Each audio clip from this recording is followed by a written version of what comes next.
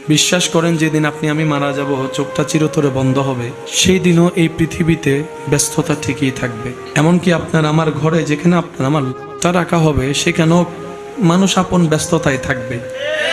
হয়তো কারো মোবাইলের মধ্যে বিজনেসের কল আসবে, উনি বিজনেসের কলটার কথা বলবে, হয়তো সামনে না বললেও একটু পিছনে গিয়েও হলো বলবে। কেউ বা জিজ্ঞেস করবে জানাজার টাইম কয়টায়, আবার টাইমটা শুনে অনেকে আবার রাগও দেখাতে পারে, একটু তাড়াতাড়ি করলে ভালো হয়, আমাদের দূরের পথে যেতে হবে। অনেকে বলবে আগামীকাল সকালে আমাকে একটু মিটিং আছে কিংবা ওই জায়গায় যেতে হবে। অথচ এই মানুষটাকে দুনিয়ার চোখে শেষবারের মতো দেখার সুযোগ আর দেখার কোনো সুযোগ নাই।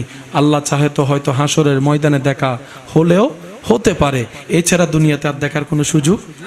মানুষটা মারা গেলে দেখবেন মানুষের ব্যস্ততাও খুব বেড়ে যায়, সব কিছুতে তাড়াহুড়া করে। কেমন জানি এটাই প্রমাণ হয় এই মানুষটাকে কেউ আর পৃথিবীতে রাখতে চাচ্ছে না, মাটির উপর রাখতে চাচ্ছে না। একটু দেরি হলেই মানুষ বিরক্ত বোধ প্রকাশ করে।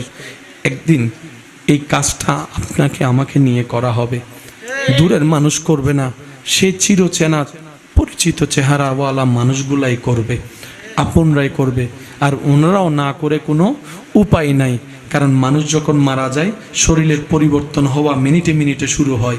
যদি শরীরের বেশি পরিবর্তন হয়, এই পৃথিবী সেই দুর্গন্ধ সহ্য করতে পারবে না। সেজন্য বেশিরভাগ মানুষ তাড়াহুড়া করে বাধ্য হয়ে কিছু করার নাই। এই বাস্তবতা মনের মধ্যে মানিয়ে বসিয়ে ফেলা ভালো। এই পৃথিবীতে আসলে আপন বলতে কেউ নাই, আপন বলতে কেউ নাই, প্রিয় বলতে কেউ নাই।